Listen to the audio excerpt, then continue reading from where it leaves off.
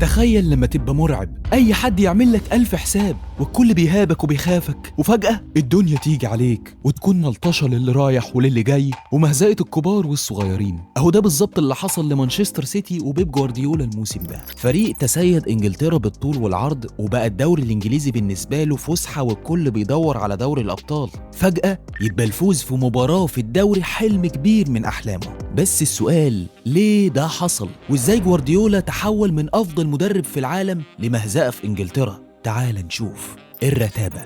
السير أليكس فيريكسون كان دايما بيقول إن كل فريق في العالم بيحتاج تغيير في الأفراد كل 3 أو 4 سنين علشان يقدر يخلق دوافع جديدة وطموحات للفريق ده. والحقيقة إن السيتي عنده حالة تشبع للأفراد اللي موجودين دلوقتي، أو إحساس عالي إنهم حققوا كل حاجة، وهم فعلا حققوا كل حاجة. يعني لو خدت العمود الفقري للفريق كمثال، سواء إيدرسون، كايل والكر، دياز، دي بروينا، رودري، أكانجي، فودن وبرناردو، الناس دي خدت الدوري كذا مرة وخدت دوري الأبطال والثلاثية وحققت كل أحلامها مع الفريق، فبقى خلق حافز جديد ليهم مهمة شبه مستحيلة.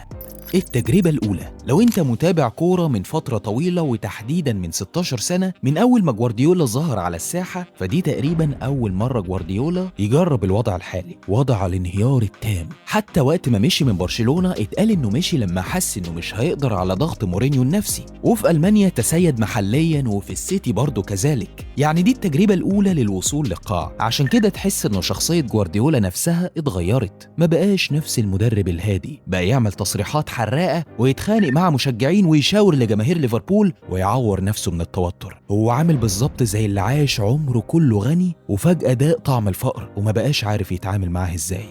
غياب الدعم.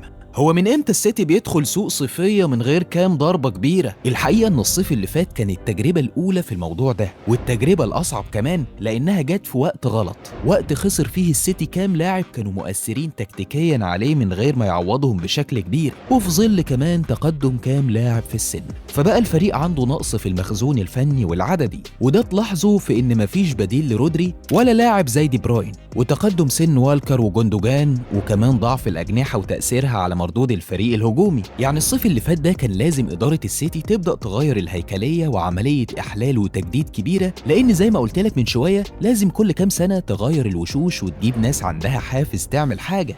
الفلسفة. طبيعي إن كل الفرق الكبيرة بتمر بفترة فراغ فني، خصوصاً لما تحقق حاجات كبيرة كروياً، بطولات كبيرة مثلاً، أو تفضل مسيطرة على الدوري لكذا سنة. وفي الحالة دي بيحصل حاجة من اتنين، يا بتغير المدرب يا المدرب نفسه بيغير فلسفته شوية. يعني بالبلدي كده بيلعب السهل، اللي هو بيرجع لأبجديات الكورة ويحاول يبدأ من هناك، وممكن يتخلى شوية عن طريقة لعبه ويجرب حاجة جديدة. لكن جوارديولا لحد دلوقتي رافض يعمل ده، ومصر يلعب بنفس الطريقة رغم ان النتائج سيئة وفي غيابات كتير في الفريق، والعناصر اللي بتلعب اغلبها بيعاني من هبوط كبير في مستواهم الفني. يعني دفاعك مستواه ضايع، ما عندكش خط وسط يطبق طريقة الضغط او تدوير الكورة اللي انت عايزها، والاجنحة بتاعتك مش قادرة تساعد هجوميا، والمهاجم بتاعك بقى معزول. في وسط كل ده عاوز تلعب تيكي تاكا وضغط متقدم وظهير وهمي وكل الحاجات دي. أسباب غير معلنة.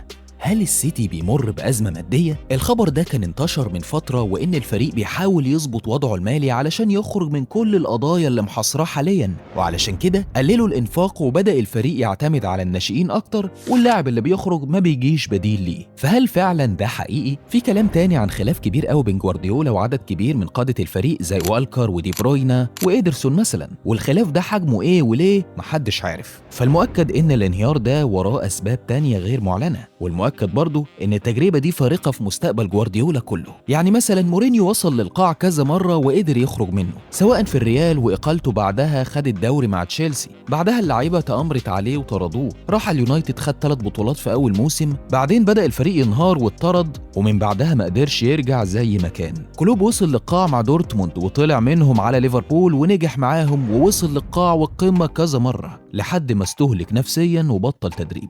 الموضوع دلوقتي بيتعاد مع جوارديولا، يا هيبقى المدرب اللي قدر يوقف الفريق على رجله وهتبقى أزمة وعدت، يا السيتي هيكمل انهيار وهو هيقال أو هيستقيل وهتبقى حواليه شكوك حتى في تجربته الجاية، لأن صعب فرق أو منتخبات تثق في مدرب انهار تحت أول تجربة ضغط كبيرة في مسيرته. فهل جوارديولا قادر يرجع السيتي للقمة ولا خلاص كده